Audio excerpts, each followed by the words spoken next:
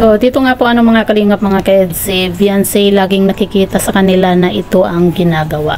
So, ano nga ba ito? Yan po yung ating pag-uusapan po mamaya mga kalingap mga ka-EDC. Pero bago po natin ipagpatuloy ang video ito sa mga bago pa lang po sa ating munting channel, huwag po natin kalimutang suportahan ng ama ng Kalingap Kuya Val Santos Matubang at Kalingap Rob. At paunawa, panoorin po muna ang full video bago mag-comment para malaman ang nilalaman nito. So, dito nga po mga kalingap mga ka-EDC, Beyonce laging nakikita sa kanila na ito ang ginagawa. So, ano nga ba ito, no? Yan po mga kalingap, pag-uusapan lang po natin itong naging thumbnail nga po natin kung ano nga ba yung nakikita po nila na laging ginagawa nitong si Beyonce. Kung mapapansin nyo po mga kalingap mga ka-EDC, sa tuwing pupunta nga po itong sina Kalingap Rob, sina Kuya Val, sina Dr. Love nga po dito kina Beyonce, lagi po nilang nakikita at syempre nakikita rin po natin kung ano nga ba yung mga ginagawa nitong si Beyonce. Dahil nga po sa napakasipag na bata itong si Beyonce, lagi po natin itong nakikita nga po kung hindi po siya naglalaba, naaabutan na naglalaba, nagpapakain din po siya ng baboy, pinapaliguan yung mga baboy at nag-aayos po sa kanilang bahay, di ba? Kaya naman po ang dami pong humahanga nga po dito kay Beyonce kasi napakasipag po niya. Minsan lagi rin po natin nakikita itong si Beyonce nga po na naghuhugas din po ng pinggan, di ba? Kaya talagang deserve po ni Beyonce tulungan kasi nagustuhan po nila itong si Beyonce nga po dahil mabait, masipag, kumbaga halos na kay Beyonce po lahat kaya talagang ang dami pong natutuwa dito kay Beyonce kasi kumbaga sa tinagal-tagal na rin po nating nasubaybayan itong si Beyonce, pero nakikita po natin na hindi po nagbabago itong si Beyonce nga po hindi ko lang po matandaan mga kalingap kung sino nga ba yung nagsabi na itong si Beyonce nga daw po kumbaga kada punta nga daw po nila doon sa kanila ay talagang makikita mo daw po itong si Beyonce na laging may ginagawa.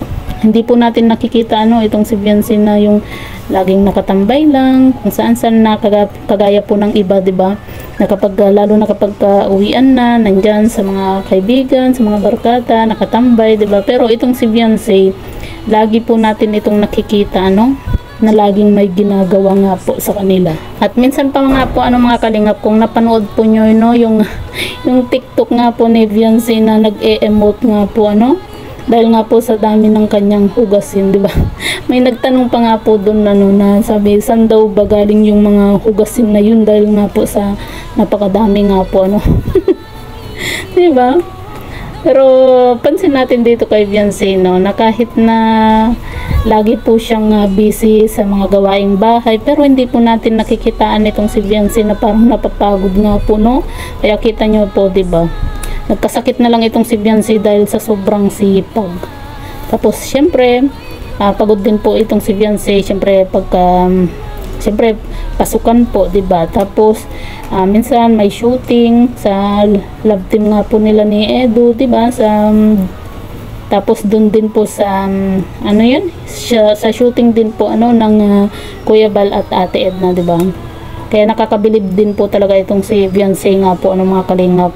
Kaya marami po yung humahanga nga po sa batang ito kasi napakasimpleng bata na parang wala siyang karekla-reklamo sa buhay nga po pero kita nyo naman po kung gaano binibless itong si Beyonce nga po dahil nga po sa nakikita din po ng mga sponsor kung gaano kabait kasi pag itong si Beyonce nga po at kasinop sa pera, di ba? Napakasinop po ni Beyonce. Minsan nga mapapasana all ka na lang kasi sa totoo lang mga kalingap, ako gastadera ako, sa totoo lang. Lalo na kapag kayong 1,000 mo na bariyahan, ako po, maya maya wala na.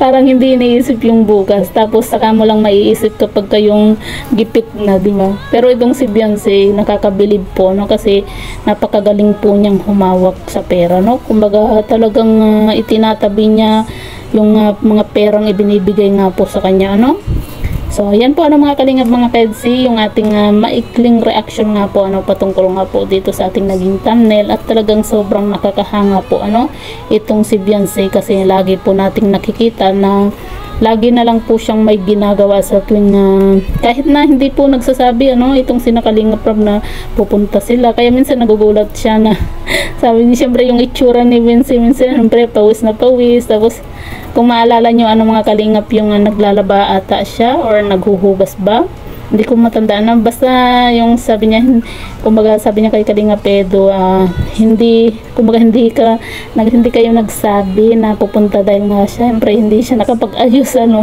dahil nga po sa pawis na pawis nga po itong si Beyonce, dahil nga po sa busy nga po siya sa gawain nga po sa kanila. Ginagawa mo dyan? Babaw ka? Tulungan na kita. Hindi na po. Pinapaliguan mo lang ba yan? Opo.